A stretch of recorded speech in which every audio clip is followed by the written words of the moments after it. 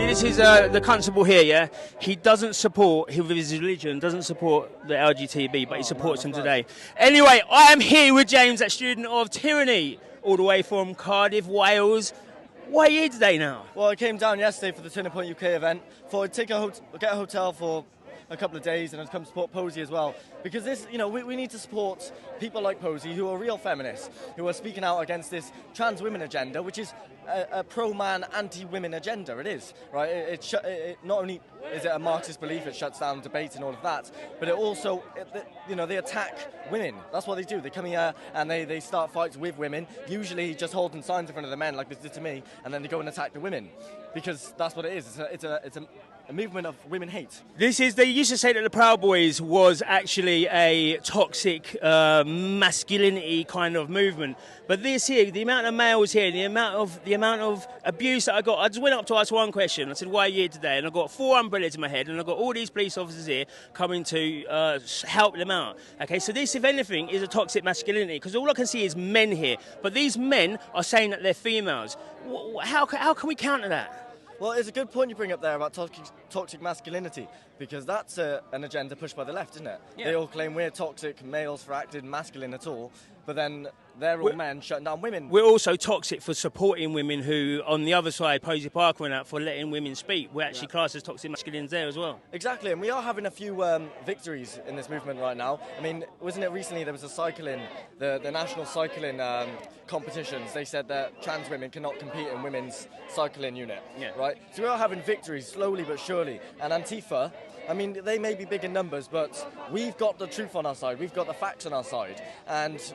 But how are we going to do that when we've got all these police officers here, okay, looking to protect these people? Yet these here are saying Posey's a TERF, she's a neo-Nazi and that. And when I go on the other side with the neo-Nazis and the white supremacists, okay, there's no police presence. They don't want to help. They don't want to come here. But as soon as I come here to do this, you can see all their eyes are like, look, he was ready to go. Do you know what I mean? So how, when the police are on the side of the Marxists, when the police are on the side of the LGBTQI, all other letters, how can we even sort this? Proof here, isn't it? So see, look, James, it's going to go down today. No, 100% no. I mean, you go to a lot of these events and you'll see them wearing the LGBT badges as well.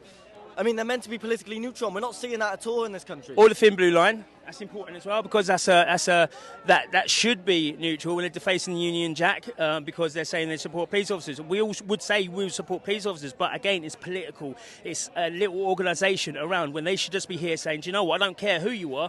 If you break the law, I'm going to arrest you. That's it. That's 100% it. And I mean, you made a good point there as well. All the police are on this side, but not on that side. But you'll still have a few officers facing them, as if they're the agitators, right, in all of this. But these are the ones who get violent. There was an article recently by Pink News, if you know what's going on in Oxford, at the Kathleen Stock situation, right? Yeah. Do you know what's going on there? Yeah. Now, in that article, Antifa referred to Students Against Tyranny as a violent fascist group. We have never committed an act of violence, but every time you go to an Antifa protest, every single time, most of them will be arrested for committing acts of violence. They will always try and break through the police lines every single time, while we'll just stand there peacefully. We're not a movement of violence, we're not a movement of fascism. We're anti-communism, we're very anti-fascism, right? And these people are the real fascists. 100%. Like, when I see James, what I like about James is I see him in Cardiff, I see him in Swansea, I'll see him up in Skegness, I'll see him up in London. Students Against Tyranny is going about. So just because James is based in Wales, you need to make sure that if there's an organisation or an event that's coming up, like the Manchester on the 10th of June, yep. Manchester 10th of June, we all need to be going up there, and we all need to support what James is doing, because James is only a young lad. What's going on in Wales, just so we can round this off and say what's going on with old Drakeford, because I know he's itching to get a bit of communist ideology more in there. It's Pride Month coming up as well. It is Pride Month coming up, but the main thing at the moment is 15-minute cities. Cardiff Council just voted to close Castle Street and implement a congestion charge. Next is the ULEZ zone, 15-minute city.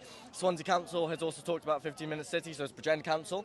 So we've come out and started opposing that. I did a protest in Swansea, you may have seen it, which again turned up a bunch of Antifa.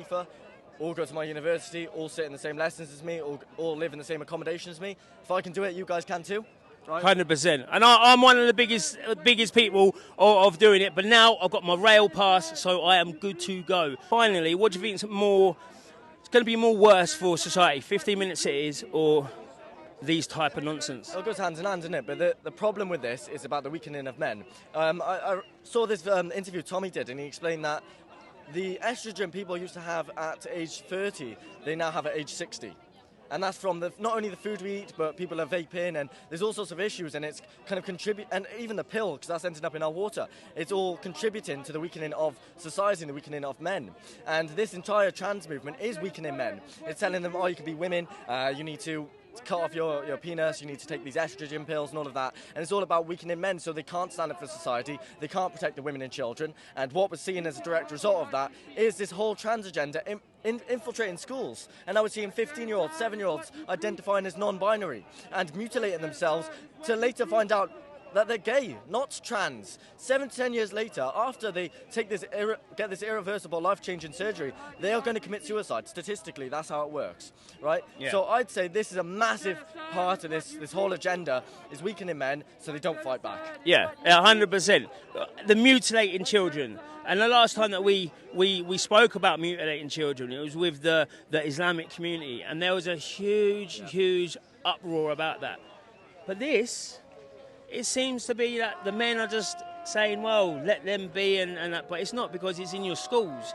It's coming into your children. They're giving the nudge to go towards that direction. And it was only a couple of years ago when up in Birmingham at the schools, the mainstream media was saying, no, it was Islamic people not wanting same-sex education, but it wasn't. That was them trying to push on critical race theory. It was pushing on gender theory, all these Marxists, and they stood up and they said no.